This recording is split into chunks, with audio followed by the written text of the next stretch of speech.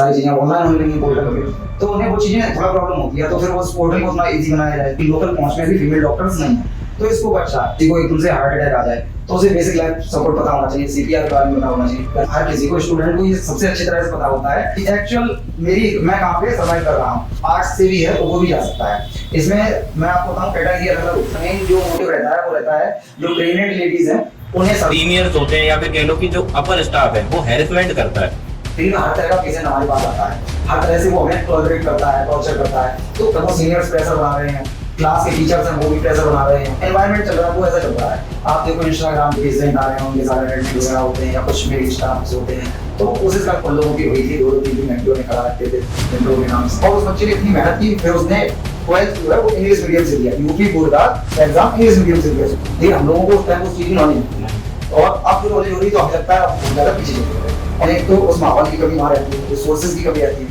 और अगर रिसोर्सेज मिल भी गए तो उन्हें उसका यूज करना नहीं आती है। और आज वो आईएएस ऑफिसर है। उनकी 900 कुछ रैंक थी, फिर व्यक्ति को अफसोस करते हुए नहीं देखा होगा कि मैंने पढ़ लिया तो मैंने कर दिया। ये पेरेंट्स और बच्चों की थोड़ा फ्रेंडशिप होनी चाहिए, पोलाइटनेस होनी चाहिए, लेकिन साथ में निकाल होना चाहिए ताकि बच्चों को थोड़ा डर लगे।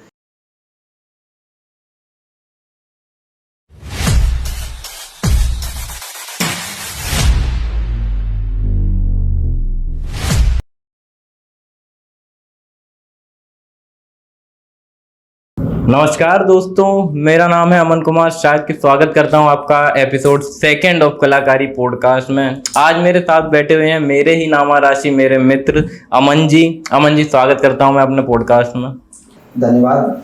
मैं जैसा कि उन्होंने बताया, मेरा नाम भी अमन है, अमन कुमार मेरा पूरा नाम है, और हम लोग बहुत अच्छे फ्रेंड भी हैं क्योंकि हम लोगों ने मेडिकल की पढ़ाई भी साथ में की है। जी, वैसे मैं आपको बता दूं कि इस समय में जहाँ पे पब्लिक की अगर बात करें तो कोई फ्री में आपको एक पेंसिल या कटर या हो सकता है पेन तक ना दे। उस समय में जो अमन जी हैं वो शिक्षा को इतना ज़्यादा महत्व दे रहे हैं कि इन्होंने काफ़ी सारे बच्चों की मदद की है फ्री में, पैरामेडिकल कॉलेज पहुँचने में, मेडिकल्स पहुँचने में, और ये खुद भी एज ए CHO पोस्टेड हैं हमारे पास में ही। तो आइए अमन जी से ही जानते हैं। अमन जी, आप अपने बारे में बताइए। तो बहुत छोटी सी लाइफ है और मैं अपने बारे में आपको बताऊं, मैंने 12th नवोदय से की है, जवाहर नवोदय विद्यालय मैनपुरी से ही। 2015 पास आउट हूँ मैं, और उसके बाद फिर मैंने नर्सिंग में एडमिशन लिया, और फिर मैं सैफई मेडिकल कॉलेज से पढ़ा हुआ हूँ, तो वहाँ से मैंने नर्सिंग का कोर्स किया। उसके बाद फिर मेरी गवर्नमेंट जॉब लग गई, और अभी मैं वर्तमान में कम्युनिटी हेल्थ ऑफिसर सामुदायिक स्वास्थ्य अधिकारी के रूप में मैनपुरी में ही पोस्टेड हूँ, और मेरी जॉब चल रही है। तो अमन जी, आपने बताया कि आप एज ए CHO पोस्टेड हैं हमारे पास के बेवर ब्लॉक में। तो सामुदायिक स्वास्थ्य केंद्र अधिकारी, ये काफ़ी मेरे ख्याल से मैं कह लूँ एक यूनिक जॉब है, काफ़ी एडवांस जॉब है, और कुछ दिन से काफ़ी चर्चे में है। तो आप बताएंगे कि ये कम्युनिटी हेल्थ ऑफिसर या फिर सामुदायिक स्वास्थ्य केंद्र अधिकारी के बारे में कि ये क्या क्या जॉब है और इसमें क्या क्या होता है? जी बिल्कुल, मैं बताना चाहूँगा कि इसके बारे में। वैसे तो ये जॉब बहुत ही नई है, 2018 में क्रिएट हुई थी। प्रधानमंत्री नरेंद्र मोदी जी ने 2018 में एक लक्ष्य किया, एक प्रोग्राम चालू किया, आयुष्मान भारत। तो उसी के अंतर्गत उन्होंने 5000 पॉपुलेशन, यानी कि अपनी जो ग्रामीण पॉपुलेशन है उसके अंदर में 5000 आबादी पर एक CHO अपॉइंट किया, एक स्वास्थ्य कर्मचारी ऐसा जो ग्रास रूट लेवल तक सारी सुविधाएं मुहैया करा सके। जिससे क्या हो, बहुत सारे अपने गांव के ऐसे लोग होते हैं जो लोग नहीं आ पा रहे हैं या जिन्हें जानकारी नहीं है, तो उन तक जानकारी पहुंच पाए। तो उसके लिए उन्होंने एक एज अ लीडर, एक एज अ टीम लीडर उन्होंने अपॉइंट किया है सामुदायिक स्वास्थ्य अधिकारी को। तो वो 5000 की पॉपुलेशन पे एक HWC, जिसे हम लोग अभी उसका नाम आम हो गया है, आयुष्मान आरोग्य मंदिर, उस पर अपॉइंट रहता है और वो वहाँ जॉब करता है। चलिए, तो आप जो वर्क करते हैं उसमें आपका फील्ड वर्क होता है या फिर ऑफिस वगैरह मिलता है आपको? नहीं, फील्ड वर्क ज़्यादा नहीं होता है, लेकिन अब जैसे कोई अगर पेशेंट है जो सेंटर तक आने में असमर्थ है तो हमें उसके घर तक जाना होता है। या कई बार कोई ऐसा होता है कि कम्युनिकेबल डिजीज का कोई पेशेंट आया है, तो फिर हम लोगों का ये काम होता है कि उसके एरिया में जाके उसके आसपास के पड़ोसियों को, उसकी फैमिली वालों को हम लोग टैकल करें, चेक करें, तो फिर हमें जाना पड़ता है। एज ए CHO सामुदायिक स्वास्थ्य केंद्र अधिकारी की बात करें तो आपको क्या लगता है कि ये जॉब आपकी बहुत ही रिलायबल है, मतलब बहुत ही ज़्यादा रिलैक्स वाली जॉब है, या फिर इसमें भी प्रॉब्लम है और जॉब की तरह? तो अमन जी, मैं आपको बताऊं, प्रॉब्लम तो हर जॉब में ही होती है। हमारा जो इंडियन सिस्टम है वो ऐसा तो है ही नहीं कि इतना ज़्यादा लिबरल हो या इतना ज़्यादा आसान हो कि चीज़ें इतनी आसान है। तो प्रॉब्लम सब जगह होती है, क्योंकि अपना जो इंफ्रास्ट्रक्चर है वो उतना मजबूत नहीं है, और वो धीरे धीरे बनेगा। वो तभी बन पाएगा कि मोदी जी ने जिस हिसाब से सोचा है, जब ग्रास रूट लेवल पे नीचे की बेसिक चीज़ें सही हो जाएंगी तो ऑटोमेटिक ऊपर की चीज़ें अपने आप सही हो जाएंगी। जी जी जी बिल्कुल। तो क्या क्या प्रॉब्लम आती हैं एज ए CHO? सबसे बड़ी प्रॉब्लम तो यही आती है कि जैसे हम लोग जो कम्युनिटी हेल्थ ऑफिसर हैं, तो वो लोग पहुंच गए हैं, मतलब हम लोग टेस्ट पास करके गए हैं और हम लोग डिजिटल लोग हैं, तो सारा काम ऑनलाइन हो रहा, पोर्टल पे हो रहा है। लेकिन जो पुरानी हमारी आशा बहन जी हैं, जो 1000 की आबादी पे हैं, तो उस टाइम की एजुकेशन और आज की एजुकेशन में बहुत ज़्यादा डिफरेंस है। प्लस उनका बैकग्राउंड भी बायो वाला या मेडिकल वाला नहीं है, तो उन्हें चीज़ें थोड़ा अडॉप्ट करने में प्रॉब्लम होती है और टेक्नोलॉजी अडॉप्ट करने में प्रॉब्लम होती है। जैसा कि आप भी अब जानते होंगे, बहुत सारी चीज़ें ऑनलाइन होने लगी पोर्टल पे, तो उन्हें वो चीज़ें थोड़ा प्रॉब्लम होती है। तो फिर उस पोर्टल को उतना ईजी बनाया जाए, तो वहाँ फिर हमें बहुत कम्युनिकेट करना पड़ता है। वीक में 1 मीटिंग 2 मीटिंग लो या डायरेक्ट उनसे संपर्क में रहो, तो वो थोड़ा कॉम्प्लिकेटेड होता ही है। हाँ, ग्रामीण क्षेत्र में टेक्नोलॉजी का अभी इतना ज़्यादा क्रेज है नहीं, इसी वजह से मुझे लगता है ज़्यादा प्रॉब्लम होती होगी तो। अच्छा, जब ये आपने बताया आप अपॉइंटेड है एज CHO, और आपके अंडर में मेरे ख्याल से वर्क करते होंगे बेसिक हेल्थ वर्कर होंगे, ANM होंगी, GNM होंगी आपके अंडर में।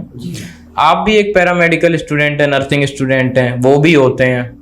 तो पैरामेडिकल और नर्सिंग की बात करें तो क्या इसमें इतना ज़्यादा स्कोप है जितना ज़्यादा सुना जाता है, या फिर उतना बस नाम की हवा है क्या? नहीं, हाँ बिल्कुल स्कोप है। अभी आप लोग ये हम सब लोग देखते हैं, अगर हम लोग बीमार होते हैं, खासतौर पे अपने अगर हम सिटी की बात करें, तो हम लोग बीमार होते हैं, तो अगर हम लोग खोजने निकलें तो MBBS डॉक्टर हमें बहुत कम ही मिलते हैं, और उसमें भी अगर हम स्पेशलाइज ढूंढ लें तो स्पेशलाइज तो मिलते ही नहीं है। और अगर हम वीमेन हेल्थ केयर की बात करें, तो वीमेन हेल्थ केयर में तो हमें लगता है शायद ही कोई ऐसा लोकल डॉक्टर हो जो पहुंच में हो। अच्छे जो हैं गायनिकोलॉजिस्ट वगैरह, उनकी बात अलग है, लेकिन लोकल पहुंच में भी फीमेल डॉक्टर्स नहीं है, तो स्कोप अच्छा है। उसके अलावा कि डायग्नोस्टिक सेंटर भी बहुत कम है। हाँ, तो स्कोप तो है। तो अगर किसी न्यू स्टूडेंट को, जिसने अभी मान लीजिए 12th पास किया है, या फिर कोई ऐसा स्टूडेंट है जिसको पैरामेडिकल में इंटरेस्ट है या नर्सिंग में इंटरेस्ट है, तो क्या सजेशन देना चाहेंगे आप? किस तरीके से उसको एंट्री लेवल पे स्टार्ट करना चाहिए या किस तरीके से एंट्री लेनी चाहिए? सजेशन तो मैं ये देना चाहूँगा कि मेरा मानना ये है, हर फैमिली में एक मेडिको होना ही चाहिए, भले वो छोटा हो या बड़ा हो, लेकिन उसे जो बेसिक चीज़ें हैं वो पता होनी चाहिए। जैसे कभी किसी को एकदम से हार्ट अटैक आ जाए, तो उसे बेसिक लाइफ सपोर्ट पता होना चाहिए, CPR के बारे में पता होना चाहिए। घर में छोटे बच्चे होते हैं, वो कुछ भी उनके फंस जाता है, चौक हो जाता है, तो उन्हें उसके थोड़ा बहुत प्रोसीजर पता होना चाहिए, कैसे डील करना है। और आजकल ये नॉर्मल है, शुगर है, डायबिटीज़ है, या अपना हाइपरटेंशन है, BP है, तो उन सब चीज़ों को डील करने के लिए थोड़ी बहुत एजुकेशन होनी चाहिए। और रही बात, कोई अगर स्टूडेंट करना चाहे इसे तो कैसे कर सकता है, तो सिंपल सा, जब वो 10th में होता है तो 10th के बाद ही वो बायो लेता है, और बायो लेने के बाद फिर वो अपना आगे स्कोप बनाता है, तो वो नीट की तरफ जा सकता है। अब अगर नीट में उसे लग रहा है, क्योंकि हर किसी को, स्टूडेंट को ये सबसे अच्छी तरह से पता होता है कि हमारे, हाँ, कि एक्चुअल मैं कहाँ पे सर्वाइव कर रहा हूँ। तो स्टूडेंट ये चीज़ समझे खुद से, अपनी सोसाइटी को देख के या दोस्तों को देख के इसमें ना रहे कि हमें नीट ही करना और 5 6 साल 7 साल वेस्ट कर रहा है। उससे बेटर ये है, कंपटीशन का टाइम है, तो जल्दी से जल्दी जॉब लेंगे, तो नर्सिंग और पैरामेडिकल कोर्स करना चाहिए। बिल्कुल बिल्कुल। तो आपने बताया कि 12th में अगर बायो है तो इसमें जा सकते हैं, क्या मैथ वाले बच्चे नहीं जा सकते पैरामेडिकल या नर्सिंग? बिल्कुल जा सकते हैं। मैथ क्या, अगर कोई आर्ट्स से भी है तो वो भी जा सकता है। इसमें मैं आपको बताऊं, कैटेगरी अलग अलग होती है। जैसे अगर मैं बात करूं कैटेगरी की, तो सबसे पहले तो नीट, ठीक है, नीट बायो वाले बच्चे दे सकते हैं, सिर्फ फिजिक्स केमिस्ट्री और अपनी बायो आ रही है वो दे सकते हैं। उसके बाद एक दूसरी कैटेगरी होती है डिग्री की, जो पैरामेडिकल कोर्स होते हैं। अब पैरामेडिकल कोर्स में मैथ वाले स्टूडेंट भी जा सकते हैं और अपने बायो वाले भी जा सकते हैं। तो उसमें बहुत सारे अच्छे अच्छे कोर्स होते हैं, BRIT है, BPT है, ठीक है, ऑप्टोमेट्री है। और ऑप्टोमेट्री का तो इसको बहुत अच्छा है, आजकल इतना ज़्यादा फ़ोन चल रहा है, स्क्रीन के सामने पूरा टाइम रहता है हमारा, तो भी अच्छा स्कोप उसका भी हो सकता है। उसके अलावा नर्सिंग फील्ड में जो बीएससी नर्सिंग है वो केवल बायो वाले बच्चे कर सकते हैं। आपने 12th की बायो से, उसके बाद आप एक फॉर्म भरेंगे और आप फिर जा सकते हैं बीएससी नर्सिंग करने। जबकि जीएनएम कोर्स एक ऐसा होता है, वो एक डिप्लोमा कोर्स है और वो 3 साल का है। तो उसमें कोई भी स्टूडेंट जा सकता है, उसने कॉमर्स से किया हो, आर्ट्स से किया हो या बायो से किया हो या मैथ से किया हो। उसके बाद इंग्लिश कंपलसरी है, 12th में इंग्लिश सब्जेक्ट कंपलसरी होना चाहिए। उसके अलावा किसी भी सब्जेक्ट से वो जा सकता है। और इसके अलावा एक कोर्स होता है एएनएम, वो केवल लड़कियों के लिए होता है। तो जो बच्चियां हैं या जिनके पास टाइम कम है, जिनकी जल्दी शादी होने वाली है, जिनके पास फाइनेंशियली थोड़ी प्रॉब्लम है, तो वो केवल 2 साल का कोर्स है और कंपटीशन बहुत कम है क्योंकि केवल गर्ल्स होती हैं, उनका ही काम है। तो बहुत अच्छी जो है उन्हें वो कोर्स करना चाहिए। तो एएनएम करने के बाद जो गर्ल्स हैं वो नर्स बनती हैं? नहीं, एएनएम करने के बाद जो गर्ल्स होती हैं वो ऑक्सिलरी नर्स बनती हैं। यानी कि उनका मेन जो मोटिव रहता है वो रहता है जो प्रेग्नेंट लेडीज हैं उन्हें सर्व करना, उन्हें सर्विस देना। और जो 5 साल से छोटे बच्चे होते हैं उन्हें वैक्सीनेशन करना, उनके न्यूट्रिशन का ध्यान रखना, ये एएनएम का मेन काम होता है। तो ये एक फील्ड वर्क है, कह सकते हैं फील्ड वर्क। लेकिन अब फील्ड वर्क उतना रहा नहीं है क्योंकि वो जमाना चला गया जब डब्बा लेके घर घर जाना पड़ता था और पोलियो की दवाई पिलानी पड़ती थी। अब फिक्स सेशन कर दिए गए हैं, तो आपको एक जगह जाना है, वहाँ फिक्स सेशन होता है। ILR में आप वैक्सीनेशन लाते हैं और वहाँ पे आशा बहन जो होती हैं वो अपने क्षेत्र के लोगों को बुला के लाती हैं, वहाँ पे टीका लगा दिया जाता है और उन्हें एजुकेशन दी जाती है। आपको प्रेगनेंसी से पहले क्या करना है, प्रेगनेंसी के दौरान क्या करना है, कौन से टेस्ट कराने हैं, वो सब चीज़ें ध्यान रखी जाती हैं। अच्छा, आप बताइए आपके अकॉर्डिंग पैरामेडिकल और नीट, अगर बायो की बात करें हम, तो ये 2 ब्रांच जो आपने बताई हैं, आपको क्या लगता है कि एक स्टूडेंट के लिए जो अभी फ्रेशली 12th पास आउट किया हुआ है उसके लिए क्या बेस्ट करियर ऑप्शन है, पैरामेडिकल या नीट? जैसा मैंने अभी बताया कि ये स्टूडेंट को खुद से पता होता है कि उससे हो पाएगा या नहीं हो पाएगा। देखो, बेस्ट तो हमेशा नीट ही है, ठीक है, क्योंकि इसमें लॉट्स ऑफ अपॉर्चुनिटी हैं और स्कोप भी अच्छा है क्योंकि हमारे यहाँ बहुत ज़्यादा कमी है डॉक्टर्स की, तो वो अच्छा है। लेकिन बात ये, एक डॉक्टर की वजह से हॉस्पिटल चल नहीं सकता है, लेकिन अगर पैरामेडिकल और नर्सिंग स्टाफ नहीं है तो हॉस्पिटल बंद हो जाएगा। ये बात श्योर है क्योंकि डॉक्टर अपना 24 घंटे नहीं दे सकता है, लेकिन नर्सिंग स्टाफ बोर्ड में हमेशा रहता है, पैरामेडिकल स्टाफ बोर्ड में हमेशा रहता है और वो पूरा टाइम देता है, तो उसकी भी ज़रूरत है। तो दोनों ही अपनी जगह पे सही है, दोनों के बिना काम नहीं चल सकता है। दोनों कह सकते हैं गाड़ी के 2 पहिए हैं। बिल्कुल बिल्कुल, बिना पहिए के बैलेंस बिगड़ जाएगा। अच्छा, अभी एक चीज और आई थी मेरे दिमाग में, मैंने सोचा थोड़ा डिले करूंगा पूछने के लिए। आपने बताया था नर्सिंग कोर्स, तो नर्सिंग कोर्स में मेरे भी कुछ स्टूडेंट ऐसे थे जो नर्सिंग कोर्स करना चाहते थे, लेकिन कुछ बच्चियों के दिल में, दिमाग में एक डर बैठा रहता है कि नर्सिंग या पैरामेडिकल के अंदर जो सीनियर्स होते हैं या फिर कह लो कि जो अपर स्टाफ है वो हैरेसमेंट करता है। क्या ये सही है आपके नज़रिए से? ये नज़रिए से तो खैर सही नहीं है, लेकिन ये एक तरह से प्रोसेस है उसका। नहीं, मैं ये जानना चाहता हूँ ये जो हैरेसमेंट होता है इसके पीछे की सच्चाई क्या ये वाकई में होता है? जूनियर्स को परेशान किया जाता है या फिर सिर्फ हवा हवाई है किसी चीज़ से बचने के लिए या कुछ छुपाने के लिए? देखो, अगर सच्चाई बोले तो ये फैक्ट है कि ऐसा होता है, लेकिन अगर उसे हम एक पॉजिटिव वे में लें तो ऐसे हम कह सकते हैं कि जब हम फील्ड में पहुंचते हैं, फील्ड में हर तरह का पेशेंट हमारे पास आता है, हर तरह से वो हमें टॉलरेट करता है, टॉर्चर करता है, तो उस टाइप पे हमें कैसे रिएक्ट करना है, तो वो हमें उसके लिए वैल्यूबल बनाता है। जब वो सीनियर्स प्रेशर बना रहे हैं, क्लास के टीचर्स हैं वो भी प्रेशर बना रहे हैं कि वर्क कंप्लीट करो, और अपना पर्सनली प्रेशर होता है, तो वो सब चीज़ें जब हम उनसे टॉलरेट करते हैं, उनसे जूझते हैं, तो फिर हम उसकी वजह से मन जाते हैं। फिर हमें फ्यूचर में ये लगता है ये तो नॉर्मल है हमारे लिए, हम तो हाँ ये तो हम झेल आए हैं, तो इसलिए वो ठीक है, थोड़ा होना चाहिए। और बाकी जो सीनियर्स होते हैं वो इतना नहीं करते हैं, बस इंट्रो वगैरह करते हैं तो कुछ पूछ लेते हैं अलग सा, थोड़ा एंटरटेनमेंट हो जाता है, तो वो सब करते हैं। जो जूनियर होते हैं फिर वो जब सीनियर हो जाते हैं तो वो भी करते हैं, या तो ये प्रोसेस किसी को खत्म करनी पड़ेगी। अच्छा, लेकिन मैंने कुछ केसेस ऐसे सुने हैं जहाँ पे सेक्सुअली असॉल्ट करा जाता है लड़कियों को।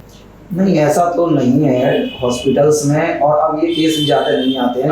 अब ऐसे नहीं है, लेकिन अगर हम लोग पास्ट चेक करें तो काफ़ी सारे ऐसे केसेस देखने। हाँ, पास्ट में ऐसा होता था कि वही है, एक तो एजुकेशन की कमी, और दूसरा ये है कि अपने जो लोग हैं तो वो वास्तव में अपना जो अभी एनवायरनमेंट चल रहा है वो ऐसा चल रहा है। आप देखो इंस्टाग्राम पे, आप देखो फेसबुक पे, तो छोटे से बड़े तक बच्चों को वही कंटेंट दिया जा रहा है। तो उन्हें वो एक मतलब गर्ल है तो वो एक ह्यूमन नहीं, उन्हें वो एक तरह से मतलब वही लगता है कि ये हमारे लिए ही है बस, और ऐसे हमें बस लेना है और कैसे भी कर लेना है, तो वो उसी पे फिर हो जाता है। अब कई सारी गर्ल्स हैं नाइट ड्यूटी करती हैं, तो जो पेशेंट आ रहे हैं उनके साथ अटेंडेंट वगैरह होते हैं या कुछ मेल स्टाफ होते हैं, तो वो कोशिश करते हैं किसी तरह से हमारी दोस्ती हो जाए, कुछ हो जाए, तो वो हो जाता है कभी कभार जबरदस्ती या कुछ भी। लेकिन ये बहुत चीज़ें ये सॉल्व हो गई हैं और कम हो गई हैं। अच्छा अमन जी, एक बात बताइए, मेडिकल फील्ड में एक चीज है जो काफी ज्यादा बदनाम रहती है, शायद आपने भी सुना हो, हमने भी कुछ चीजें ऑब्जर्व की हैं, लेकिन मैं आपसे जानना चाहता हूँ। कहते हैं रैगिंग जो है मेडिकल फील्ड में वो सबसे बेकार होती है। क्या आपकी रैगिंग हुई या फिर आपने किसी की रैगिंग की? रैगिंग मेरी नहीं हुई थी, मेरी इस वजह से रैगिंग नहीं हुई थी क्योंकि मेरे जो सीनियर्स थे तो उसमें मेरे कुछ नोन थे और मेरे रिलेटिव भी थे, तो मैं बच गया था उस चीज़ से। लेकिन हाँ ये है कि मेरे और जो साथी हैं उन लोगों की हुई थी, 2-2 3-3 घंटे उन्हें खड़ा रखते थे इंट्रो के नाम से, और वही है जो कॉमन सा डायलॉग, तुम्हें जितना सर पे रखो उतना ही तुम नाच रहे हो, तो रखते थे। वो होती थी रैगिंग और होती है। जब मैं था कॉलेज में उसी टाइम की बात है कि वो खैर पब्लिक डोमेन में भी है, इंटरनेट पे भी आपको मिल जाएगा। तो उस टाइम पे MBBS स्टूडेंट थे तो उनके साथ ऐसा हुआ था, लेकिन बाद में वो वही कह दिया गया कि ये मतलब यहाँ का कल्चर है, बच्चे सीखेंगे कैसे, तो उसे छोड़ दिया गया था। वहाँ बच्चों का सर मुड़वा दिया था, एप्रन उन्हें घुटनों तक पहननी होती थी, सर झुका के चलना है, अगर जा रहे हो तो लाइन लगा के चलना है, तो ये सब चीज़ें होती हैं। वही जैसे मैंने बताया कि वो सब चीज़ें टॉलरेट करने के लिए की जाती हैं। पहले इतना प्रेशर बनाया जाएगा, अगर तुम उससे सर्वाइव कर गए, जैसे कोई एक मान लो आर्मी मैन है, वो जंग पे जाने से पहले उसकी बहुत सारी ट्रेनिंग होती है, बहुत हार्ड ट्रेनिंग होती है। तो वो हार्ड ट्रेनिंग वो चाहे वो भी मना कर सकते हैं, उनके सीनियर्स कर रहे हैं, लेकिन वो क्यों हो रही है? ताकि जब वो वहां जाए तो वो हर क्लाइमेट में सर्वाइव कर पाए, उसकी वजह से। तो सेम वैसा ही है यहाँ भी मेडिको में भी, और ये भी तो फ्रंट लाइन वॉरियर ही है ना, तो चीजें वो हैं। अमन जी, आप एज ए CHO पोस्टेड हैं, ये आप एक कह सकते हैं कि फाइनेंशियल स्टेबल होने के लिए जॉब जो है वो कर रहे हैं। इसके अलावा आपकी कुछ हॉबीज रही होंगी, क्या आप अपनी हॉबीज पे काम कर रहे हैं अभी या फिर आपने त्याग दिए हैं? हॉबीज पे तो काम कर ही रहे हैं, और फर्स्ट जॉब जो होती है वो फर्स्ट जॉब ही होती है, जो सेटिस्फेक्शन वो देती है वो कोई और जॉब दे नहीं सकती। तो मैंने सबसे पहले करियर जो स्टार्ट किया था वो टीचिंग से ही स्टार्ट किया था, और अभी मैं टीचिंग करता हूँ। बस ये है कि अब मैं फीस नहीं लेता हूँ क्योंकि मुझे दूसरी जगह से फीस मिल रही है, तो मैं ऑफलाइन भी कभी बैच ले लेता हूँ, ऑफलाइन पढ़ाने जाता हूँ बायो वाले बच्चों को, और नर्सिंग वाले बच्चों को भी पढ़ाता हूँ, BSc नर्सिंग वगैरह एंट्रेंस एग्जाम के लिए मोटिवेट करता हूँ। पेरेंट्स से जाके मिलता हूँ डायरेक्ट, कुछ बच्चियाँ हैं कुछ बच्चे हैं, कि उन्हें समझाता हूँ आप जा सकते हो। उसके अलावा मैं साल में 2-3 करियर काउंसलिंग सेशन भी ले लेता हूँ, ठीक है। तो उसमें मैं बच्चों को मोटिवेट करता हूँ, बताता हूँ। जैसे मैंने लास्ट ईयर एक बैच लिया था करियर काउंसलिंग का, तो उसमें एक बच्चा था यूपी बोर्ड का ही, उसे कुछ नहीं पता था जीवन में करना क्या है कैसे करना है, लेकिन उसे जब मैंने बताया कि NDA एग्जाम होता है, आप 17.5 से दे सकते हो, 17.5 की एज से, और 19 तक आप दे सकते हो, तो उसे ये चीज़ समझ में आई। और उस बच्चे ने इतनी मेहनत की, फिर उसने 12th जो है वो इंग्लिश मीडियम से दिया, यूपी बोर्ड का एग्जाम इंग्लिश मीडियम से दिया, सोचो। और उसने खुद से मेहनत की, पूरी तैयारी की, फिर उसने निकाला NDA उसका, पहुंचा। हालांकि वो लास्ट स्टेज पे इंटरव्यू में निकाल लिया है, लेकिन अभी वो कोशिश में लगा हुआ है। तो ऐसे 1-2 बच्चे अगर निकल जाते हैं तो थोड़ा अच्छा लगता है। उसके अलावा अभी तक मैं बहुत सारे एडमिशन भी करा चुका हूँ यूट्यूब के माध्यम से, क्रैकी भाई क्लासेस चैनल है, उसके माध्यम से मैं पढ़ाता हूँ, मोटिवेट करता हूँ बच्चों को। टेलीग्राम पे भी एक चैनल बना रखा है जिसपे लगभग में 1000 के अप्रॉक्स बच्चे जुड़े हुए हैं पूरे यूपी के, ठीक है, जो उसमें नॉलेज लेते रहते हैं, कब फॉर्म आ रहे हैं, कब कैसे क्या करना है, तो वो चीज़ें चल रही है, रनिंग में है। तो ये बच्चे आपको अप्रिशिएट करते होंगे जब ज्वाइन हो जाते होंगे कहीं पे? हाँ, बहुत सारे बच्चे करते हैं, बोलते भी हैं, और कई सारे ऐसे भी हैं जो हो जाता है तो गायब हो जाते हैं। अच्छा, एक मूवी आई थी शायद आपने देखी हो, ऋतिक रोशन की, सुपर 30 जी, जिसमें एक टीचर हैं बिहार में, आनंद जी, उनकी लाइफ स्टोरी के बारे में बताया गया था। तो उसमें हमने देखा था जब फ्री में शिक्षा दे रहा है कोई, तो जो एजुकेशन माफिया है, या कह सकते हो कि वो लोग जो कि एजुकेशन को बिजनेस बना के रखे हैं, उन लोगों के दिमाग में कह लो कि कुछ खुरापातें आने लगती हैं, कुछ समस्या होने लगती हैं कि ये फ्री में ऐसा क्यों कर रहा है। आपके साथ कभी ऐसा हुआ है कि किसी ने आपको टोका हो या परेशान किया हो कि आप फ्री में क्यों बच्चों को पढ़ा रहे हो, पैसे क्यों नहीं ले रहे, ये सब चीज? नहीं, ऐसा खैर अभी तक हुआ तो नहीं है। शायद हो सकता है इस वजह से, क्योंकि अभी मतलब मैं ओपन स्टेज पे उतनी बड़ा नहीं आया हूँ इस वजह से। और दूसरा चीज ये है कि जो मैं सिलेक्शन देता हूँ तो मैं वो गाना नहीं उसका गाता हूँ। हर साल मेरे लगभग में 12, 13 या 15 बच्चे सिलेक्ट तो हो जाते हैं और वो एडमिशन ले लेते हैं, कॉलेज में जाते हैं, लेकिन मैं उसका उतना ज्यादा प्रचार नहीं करता हूँ कि मैंने इतने सिलेक्शन दिए। तो इस वजह से वो लोगों की इतनी ज्यादा नजर में नहीं है, तो शायद इस वजह से मुझे अभी ऐसी प्रॉब्लम तो नहीं आई है। हाँ, नेकी कर दरिया में डाल। हाँ, नेकी कर और दरिया में डाल। चलिए बहुत अच्छी बात है ये तो। अच्छा, आपने अभी बात की थी करियर काउंसलिंग से लेके। करियर काउंसलिंग का मतलब है मेरे ख्याल से, जितना मैं जानता हूँ, कि किसी भी बच्चे को ये बताना कि उसके पास क्या क्या ऑप्शन हो सकते हैं किसी भी फ्यूचर को लेके। तो अगर मैं मान लूँ आपसे कोई करियर गाइडेंस चाहिए हो तो आप क्या सजेस्ट करेंगे? मेडिकल में या मेडिकल के अलावा? जो भी आप चाहें। अच्छा, अभी जो टाइम आ रहा है, हम लोगों की एज थी, यूट्यूब और सोशल मीडिया, टिकटॉक वगैरह ये 2013-2012 के इरा में आए थे, लेकिन हम लोगों को उस टाइम उस चीज की नॉलेज नहीं। और अब जो नॉलेज हो रही तो हमें लगता है हम बहुत ज्यादा पीछे चले गए हैं और हमें फोन हो गया है। ठीक है, वैसे ही अब जो टाइम है हमारे यूथ के लिए, जो जेन जी जनरेशन है उसके लिए, कि चैट जीपीटी, ठीक है, यानी कि एआई इंटेलिजेंस बहुत अच्छा ऑप्शन है। उसके अलावा सोशल मीडिया मार्केटिंग बहुत अच्छा ऑप्शन है, करियर ऑप्शन अच्छा है। वीडियो एडिटिंग, फोटोग्राफी अच्छा ऑप्शन है, ठीक, इसमें स्कोप आएगा। डाटा मैनेजर, ठीक, वो अच्छा ऑप्शन हो सकता है। उसके अलावा स्किल बेस्ड लर्निंग अब होनी चाहिए। ठीक है, अब जो जितनी भी बड़ी कंपनियां हैं वो उससे उन्हें इससे मतलब नहीं आपने क्या कर रखा है, ग्रेजुएशन की है नहीं की है, आपने 12th की है नहीं की, आपको स्किल आनी चाहिए। आपको कोडिंग आ रही है वो ले जाएंगे, आपका कोई एक सब्जेक्ट अच्छा है आपको पीडब्ल्यू ले जाएगा। ठीक है, आपको नॉलेज होनी चाहिए, ठीक है, और आप उसे डिलीवर कर पा रहे हैं, मतलब उसका रिजल्ट दे पा रहे हैं, तो आपका करियर अच्छा है। तो वो चीजें सीखनी चाहिए। ठीक है, अब जैसे छुट्टियां होती हैं, बच्चे वेस्ट कर देते हैं टाइम, उन छुट्टियों के दौरान बच्चे कोर्स कर सकते हैं, जैसे चिप मैनेजमेंट का। ठीक है, अब चिप इंजीनियरिंग है, चिप रिपेयरिंग है, वो कर सकते हैं। चिप्स बहुत सारे हैं और ये गवर्नमेंट का भी लक्ष्य है इंडिया को एक चिप हब बनाने का। ठीक है, तो उसमें स्कोप आएगा। कंप्यूटर रिपेयर हम सीख सकते हैं, कंप्यूटर सॉफ्टवेयर बच्चे सीख सकते हैं, 2-3 महीने में सीख लेंगे और वो इतना अर्निंग करने लगेंगे कि उन्हें घर से फिर मांगना नहीं पड़ेगा। ठीक है, उसके अलावा एसी इंस्टॉलमेंट एक अच्छा ऑप्शन हो सकता है, सीख सकते हैं। साफ सुथरा काम करने में कोई बुराई नहीं है, कोई काम बड़ा छोटा नहीं होता है। ठीक है, जब तुम्हें नॉलेज होगी तो तुम उसे बड़ा एक कंपनी के रूप में ले जा सकते हो। बहुत शार्क टैंक आता है, हम लोग उसमें देखते हैं उसमें छोटे से शुरुआत करते हैं फिर बड़े तक ले जाते हैं। तो ऐसे बहुत सारे ये ऑप्शन है, मैं आपको बताया ये मैंने, तो कर सकते हैं। एआई है, ठीक है, उसमें वीडियो एडिटिंग, वीडियो फोटोग्राफी वगैरह में जा सकते हैं, मेडिकल लाइन में जा सकते हैं बच्चे। ठीक, ये लॉट्स ऑफ करियर अपॉर्चुनिटी।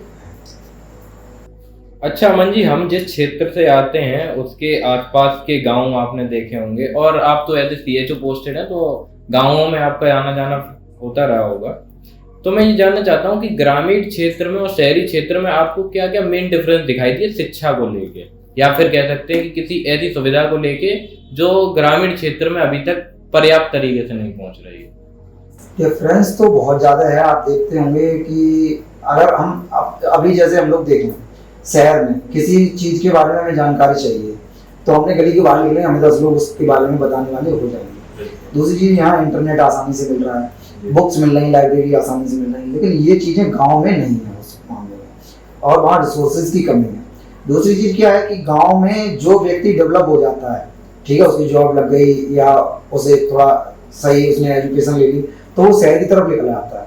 फिर क्या है, वो जो गांव वाले लोग हैं वो उसी माहौल में रह जाते हैं, तो उन्हें तो उस माहौल की कमी वहाँ रहती है, रिसोर्सेज की कमी रहती है, और अगर उन्हें रिसोर्सेज मिल भी रहे हैं तो उन्हें उसका यूज करना नहीं आ रहा है कि उन्हें उसे यूज कैसे करना है। जैसे हमने देखा था कि सरकार ने हर ग्राम पंचायत में इंटरनेट लगवाया था, ठीक है, फ्री नेट मिल रहा था, लेकिन उसका यूज क्या हुआ? उसका यूज ये हुआ, लोगों ने इंस्टाग्राम आईडी बना दी और बस अब स्क्रॉल कर रहे हैं, अपना टाइम वेस्ट कर रहे हैं, ठीक है। तो वो चीजें वही है कि उन्हें कोई बताने वाला भी नहीं है कि इन रिसोर्सेज को यूज कैसे करना है, उन चीजों का कैसे इस्तेमाल करना है, तो वो उसे सही वे में इस्तेमाल नहीं कर पा रहे हैं, ठीक है। तो एक उन्हें पाथ देने की जरूरत है, सही उन्हें रास्ता मिल जाए जिससे वो जा सके। दूसरी फिर बात ये है कि बच्चों को, इसीलिए आपने देखा होगा बहुत सारे बच्चे हैं वो गांव से शहर की तरफ आ रहे हैं और शहर की आबादी तेजी से बढ़ रही है। अच्छा, आपने ये चीज नोटिस भी की होगी कि गांव के बच्चे जो हैं वो इंस्टाग्राम भी बहुत अच्छे से यूज करना सीख गए हैं, गांव के हों या शहर के हों सभी यूज करते हैं। लेकिन आपको क्या लगता है कि ये सब यूज करने से, अपना टाइम इस इंस्टाग्राम या फेसबुक पे वेस्ट करने से क्या वाकई में कोई फायदा हो रहा है इनको? फायदा उन्हें तो हो रहा है खैर इन चीज़ों को इस्तेमाल करने से, कि उनके पास तो रेवेन्यू जनरेट हो रहा है, ठीक है, और हमारे देश को भी खैर फायदा हो रहा है, जीडीपी बढ़ रही, बाहर से पैसा आ रहा है। लेकिन एक मेन चीज़ ये है कि क्या पैसा ही एक उद्देश्य है जीवन का? हम वैल्यू एड कितनी कर रहे हैं, रील बना रहे हैं, डांस कर रहे हैं या कुछ कर रहे हैं, कॉमेडी अपनी जगह ठीक है, लेकिन अब कॉमेडी की भी लिमिट होनी चाहिए ना, एक क्राइटेरिया सेट होना चाहिए, इस हद तक हम कर सकते हैं। आपने देखा होगा आजकल कि छोटे छोटे बच्चे हैं वो इस लेवल की कॉमेडी कर रहे हैं जो हम आप सोच भी नहीं सकते हैं, ठीक है। तो जब वो बड़े होंगे तो उनका मतलब ब्रेन कहाँ तक पहुंच जाएगा, एक तरह से वो ब्रेन वॉश हो रहा है उनका, और क्या उनका फिर पढ़ाई में मन लगेगा? नहीं लगेगा ना, वो उसी में रह जाएंगे। तो कुछ वैल्यू ऐड करने वाला कंटेंट बनाना चाहिए या एक सेपरेट प्लेटफॉर्म होना चाहिए। एंटरटेनमेंट के लिए ये है और वैल्यू एडिशन के लिए ये है।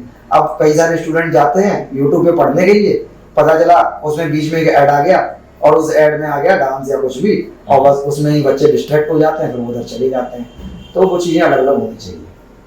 अच्छा, सबसे बड़ी समस्या ये इंस्टाग्राम, फेसबुक और व्हाट्सएप की आजकल ये हो रही है कि बच्चे इतने ज़्यादा डिस्ट्रैक्ट हो जाते हैं कि वो पढ़ना ही भूल जाते हैं वो डिस्ट्रैक्शन की वजह से।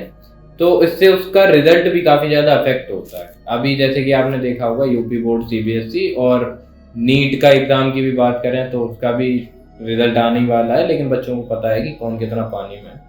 तो आपको क्या लगता है, और आप कोई सजेशन अगर देना चाहें जो बच्चे फेल हो रहे हैं या फिर जो बच्चे फेल हो सकते हैं?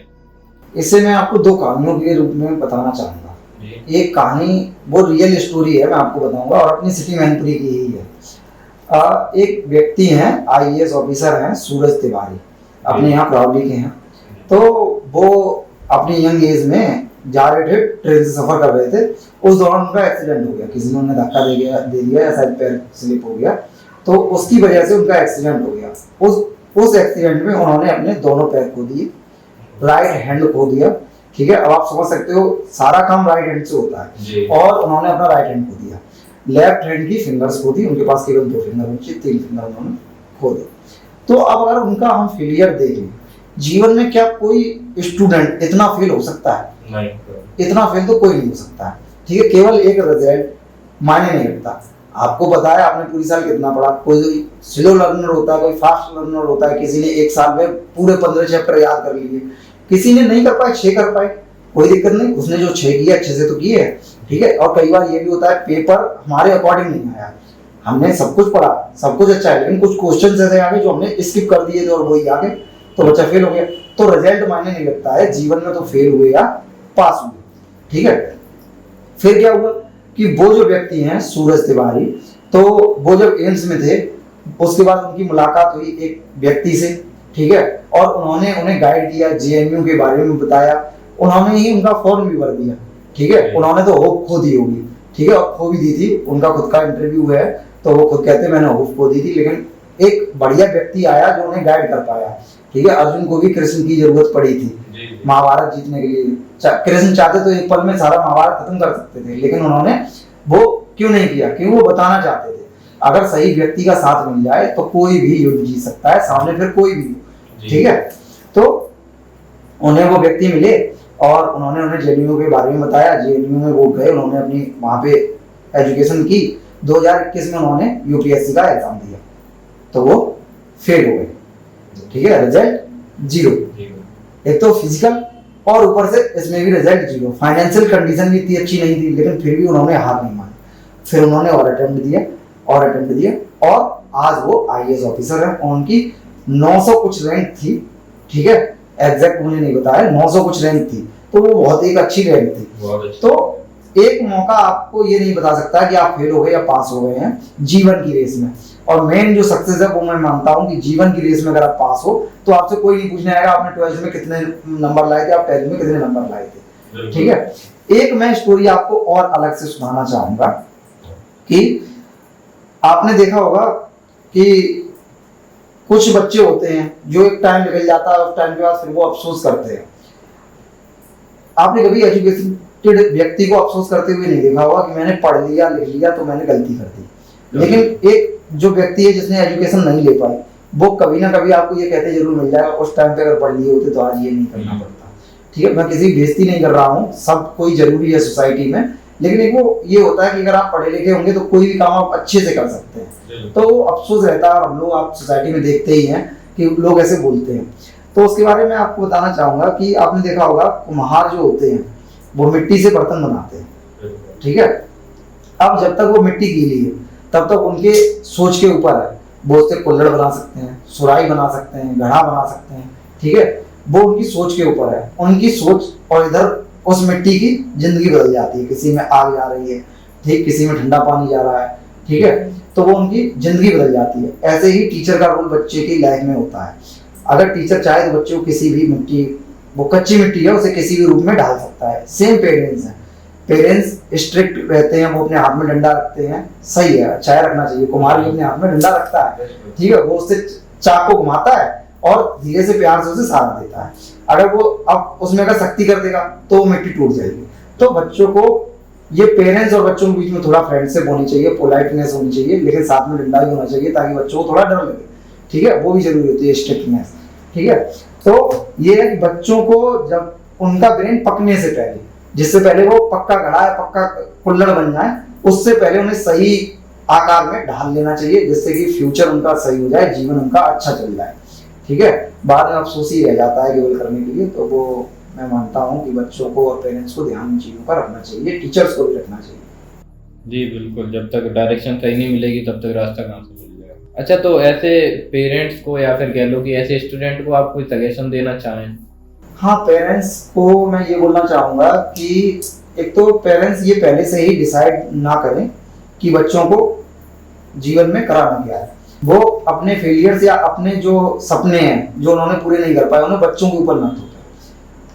जो टाइम है उसकी एबिलिटी को पहचाने, बच्चे के ब्रेन को समझे, बच्चे की सोच को समझे, उसके अकॉर्डिंग उन्हें काम करना चाहिए।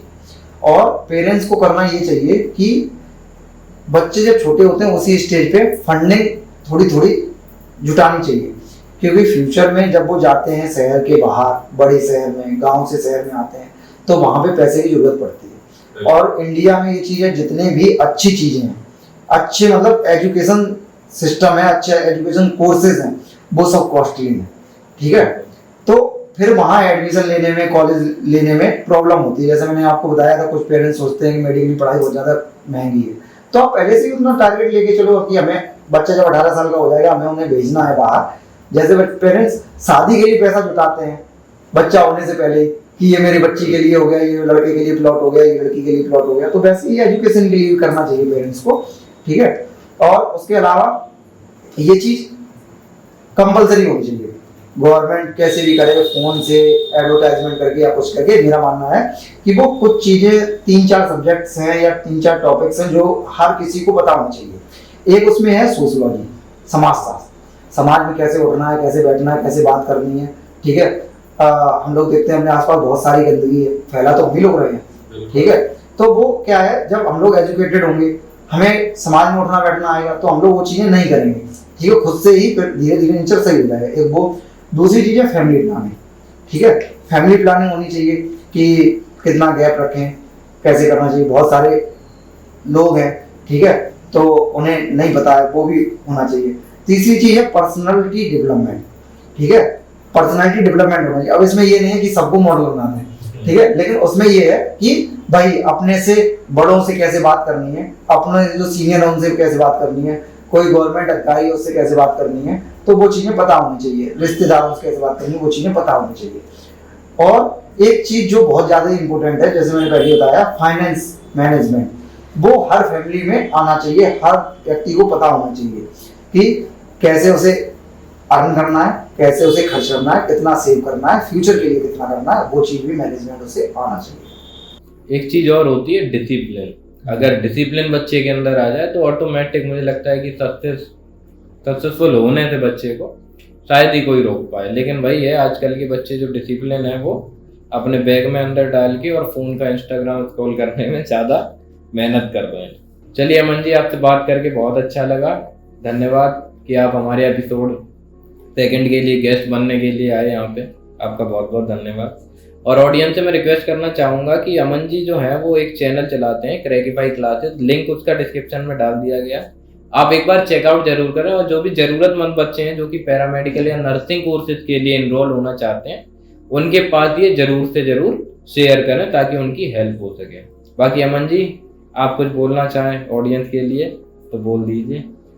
ऑडियंस के लिए मैं यही कहना चाहूँगा कि मैं 24/7 फ्री हूँ आप लोगों के लिए। आपको अपने बच्चों से रिलेटेड कुछ भी पूछना है, उनके करियर काउंसलिंग से रिलेटेड, ठीक है, किसी बच्चे को कोई भी प्रॉब्लम आ रही है, उनके पेरेंट्स नहीं मान रहे हैं किसी कोर्स के लिए, या वो कोई भी कोर्स करते करते परेशान हो गए हैं, ठीक है, तो मैं उनके पेरेंट्स से भी डायरेक्ट बात कर सकता हूँ, ऐसी कोई दिक्कत वाली बात नहीं है, ठीक है। वो मुझे डायरेक्ट मैसेज कर सकते हैं, मेरे इंस्टाग्राम पे मैसेज कर सकते हैं, मेरे यूट्यूब चैनल पे मैसेज कर सकते हैं, ठीक है। तो मैं कोशिश करूँगा उन्हें रिलायबल सोल्यूशन देने का, ठीक है। उसके अलावा कुछ इंस्टीट्यूट हैं, कुछ लोग हैं जो अगर एज अ करियर काउंसलर या करियर काउंसलिंग के लिए अपने बच्चों को, या कोई फैमिली है जो मुझे इनवाइट करना चाहती है, तो मैं फ्री हूँ उनके लिए, मैं आ सकता हूँ, कोई दिक्कत वाली बात नहीं है, मैं उन्हें बता सकता हूँ। क्योंकि अगर मेरा एक प्रयास किसी को ही जीवन चेंज कर सकता है तो वो मेरे लिए बहुत वैल्यूबल है, और ये चीज़ फ्यूचर में मेरे लिए बहुत मुझे रिजल्ट देगी। मुझे लगेगा कि हाँ, मेरा एक सजेशन किसी की ज़िंदगी बदल गया। और एक अगर हम लोगों की जो सोसाइटी है उसमें अगर मतलब एक व्यक्ति भी अगर ऐसा निकल जाता है जो लाइन से पार चला गया है, तो उसका पूरा खानदान, मतलब पूरी सोसाइटी चेंज हो जाती है। और वो हम लोगों के थोड़े थोड़े प्रयास से ही ये होगा, ठीक है, कि हम लोग जो प्रयास करेंगे उससे ही धीरे धीरे सोसाइटी में चेंजेस आएंगे। जी बिल्कुल, बहुत अच्छी बात कही आपने। जब आप खुद बदलेंगे तभी आपका समाज बदलेगा। चलिए अमन जी, आपका बहुत बहुत धन्यवाद। आप इतना ख्याल रख रहे हैं हमारी ऑडियंस का, बच्चों का। आप सभी से रिक्वेस्ट है कि अगर किसी भी बच्चे को किसी करियर गाइडेंस में समस्या है, किसी भी पेरेंट को, किसी भी अभिभावक को अगर किसी भी ऐसी दिक्कत है जो कि उसकी करियर से रिलेटेड है या किसी भी एजुकेशन से रिलेटेड है, तो आप अमन जी से डायरेक्ट कांटेक्ट कर सकते हैं। आप नीचे कमेंट बॉक्स में भी अपना क्वेश्चन जो भी है वो पुटअप कर सकते हैं, इसका जवाब आपको जरूर मिल जाएगा। बाकी अमन जी से कनेक्ट हो सकते हैं आप, इनके इंस्टाग्राम का, टेलीग्राम का और इनके यूट्यूब चैनल का लिंक मैं डिस्क्रिप्शन में डाल दूंगा। अगर कोई भी समस्या है तो आप डायरेक्ट कनेक्ट कर सकते हैं। बाकी आप सभी लोगों का वीडियो देखने के लिए धन्यवाद। आशा करता हूँ आप खुश हैं। मिलते हैं अगले एपिसोड में। नमस्कार।